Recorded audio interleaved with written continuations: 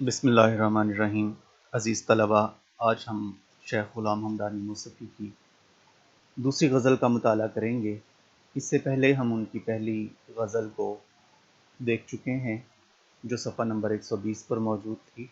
آج آپ اپنی درسی کتاب کے صفحہ نمبر 121 پر موجود غلام حمدانی موسفی کی دوسری غزل کو دیکھیں گے۔ آپ اس سے پہلے شاعر کا تعارف، اس کے مشہور اشعار اور پہلی غزل کو دیکھ چکے ہیں۔ آئیے دوسری غزل کا مطلع ہے: نہ گیا کوئی عدم کو دل شاداں لے کر، یہاں سے کیا کیا نہ گئے حسرت و ارماں لے کر۔ عدم کا معنی ہے نہ ہونا، وہ جہاں جہاں سے ہم آئے اور وہ جہاں جہاں ہم نے جانا ہے، یہ وجود کا الٹ ہے۔ عدم نہ ہونا، مرنے کے بعد کا عالم، شاداں خوش راضی، یہاں حسرت وہ ناکام خواہشیں جو مکمل نہ ہو سکیں، ارماں آرزو خواہشیں جو مستقبل سے وابستہ ہوتی ہیں۔ شعر کا مفہوم ہے کہ اس دنیا سے کوئی بھی خوش اور مطمئن نہیں گیا، یہاں سے ہر کوئی دل میں حسرتیں اور ارمان ہی لے کر گیا ہے۔ شاعر اس شعر میں اس حقیقت کی طرف اشارہ کرتا ہے کہ اس دنیا سے کوئی بھی مطمئن اور خوش دل نہیں گیا، یہاں سے جانے والا ہر کوئی اپنے دل میں جانے کیسے کیسے ارمان اور حسرتیں لیے جاتا ہے۔ یہاں جو آتا ہے غموں سے نڈھال ہو کر ہی جاتا ہے۔ بقول سودا جہاں میں آ کے کوئی کچھ نہ لے گیا، سودا جہاں میں آ کے کوئی کچھ نہ لے گیا، جاتا ہوں ایک میں دل پر آرزو لیے۔ جب انسان اس دنیا میں آتا ہے تو اس کی دلچسپیوں اور رنگینیوں میں کھو جاتا ہے۔ وہ اس کی رنگینیوں میں ایسا کھو جاتا ہے کہ اپنے انجام کو فراموش کر بیٹھتا ہے۔ وہ بھول جاتا ہے کہ ایک دن اسے سب کچھ چھوڑ کر یہاں سے جانا ہے۔ وہ دنیا کی نعمتیں جمع کرنے میں لگا رہتا ہے کہ موت کا وقت آن پہنچتا ہے۔ پھر بادل ناخواستہ اسے اس دنیا میں سب کچھ ادھورا چھوڑ کر آخرت کی منزل کا سفر اختیار کرنا پڑتا ہے۔ چنانچہ اس کی بے شمار آرزوئیں اور خواہشیں ناتمام رہ جاتی ہیں، جن کا پورا نہ ہو سکنا اسے غم زدہ کر دیتا ہے۔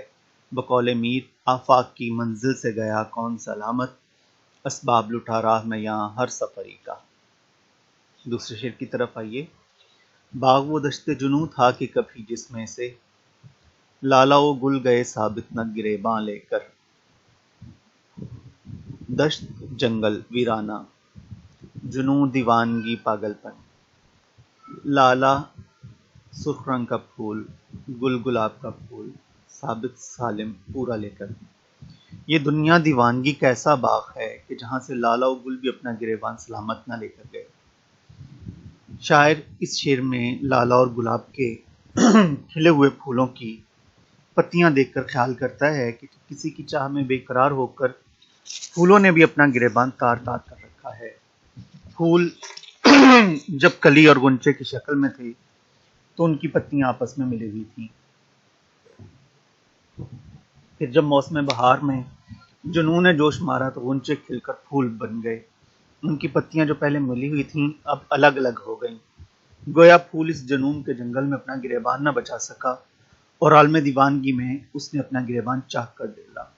ایک دوسری غزل میں موسفی کہتے ہیں: جوش جنوں کے ہاتھ سے فصل بہار میں، جوش جنوں کے ہاتھ سے فصل بہار میں، گل سے بھی ہو سکی نہ گریباں کی احتیاط۔ شاعر کہنا چاہتا ہے کہ یہ دنیا ایسا مقام ہے کہ یہاں جو بھی آیا اس کی رنگینیوں میں کھو کر رہ گیا۔ خواہشات کی تکمیل کی آرزو نے یہاں ہر کسی کو بے قرار رکھا۔ ہر کوئی عالم دیوانگی اور حالت اضطراب میں اپنا گریبان تار تار کرتا رہا۔ ہر کوئی اس دنیا کی نعمتوں کے پیچھے بھاگتا رہا۔ انسان اس دنیا کی رونق میں کھویا ہوا ہوتا ہے کہ موت کا پیغام آن پہنچتا ہے۔ یوں انسان ناتمام حسرتیں دل میں لیے اس دنیا سے چلا جاتا ہے۔ یہ دنیا ایسا پرفریب مقام ہے کہ اس کی دل فریبیوں سے بچنا بہت محال ہے۔ بقول غالب، بوئے گل نالۂ دل، دود چراغ محفل، جو تیری بزم سے نکلا سو پریشان نکلا۔ تیسرے شعر کی طرف آئیے۔ پردہ خاک میں سو سو رہے جا کر افسوس، پردہ رخسار پہ کیا کیا مئے تاباں لے کر۔ پردہ خاک زمین کی زمین کے نیچے، مئے تاباں چمکتے ہوئے چاند، مراد خوبصورت لوگ۔ مفہوم: افسوس کیسے کیسے حسین لوگ زمین کے نیچے خاک کی چادر اوڑھ کر سو گئے۔ تشریح: اس دنیا کی ہر چیز فانی ہے، یہاں کسی چیز کو بھی بقا اور قرار میسر نہیں۔ یہاں کی بہاریں، خوشیاں اور یہاں کا حسن و جمال ہر چیز عارضی ہے، مٹ جانے والا ہے۔ یہاں کی خوشیاں عارضی اور یہاں کا حسن ناپائیدار ہے۔ پھول کھلتے ہیں تو چند لمحوں بعد مرجھا جاتے ہیں، یہاں جو بھی آتا ہے اسے فنا کی گھاٹیوں میں اترنا پڑتا ہے۔ بقول انیس ہیں زیر زمین صاحب تخت و علم و تاج، جو صاحب نوبت ہے یہاں نشاں ان کے نہیں آج۔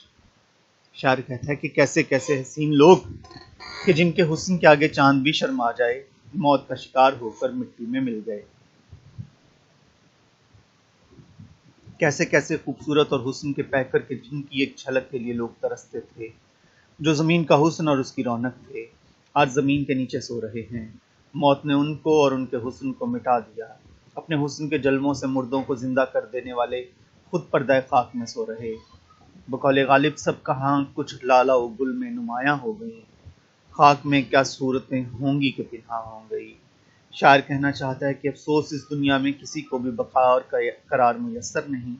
موت کا بے رحم کوڑا ہر ایک پہ یکساں برستا ہے، یہاں سے عام لوگ بھی جاتے ہیں اور حسن و جمال کے پیکر بھی۔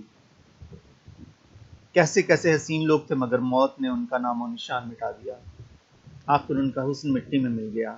بقول غالب مقدور ہو تو خاک سے پوچھوں کہ اے لئیم، مقدور ہو تو خاک سے پوچھوں کہ اے لئیم، تو نے وہ گنج ہائے گراں مایا کیا کیے۔ اور میں جس کو دیکھ کر پھر آسماں کی سمت لوٹا، وہ پیکر بھی سپرد خاک ہونے کے لیے تھا۔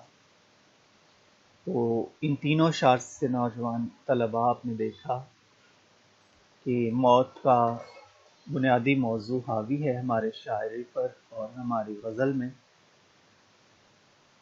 اگلے شعر کو ہم انشاءاللہ اگلے لیکچر میں دیکھیں گے۔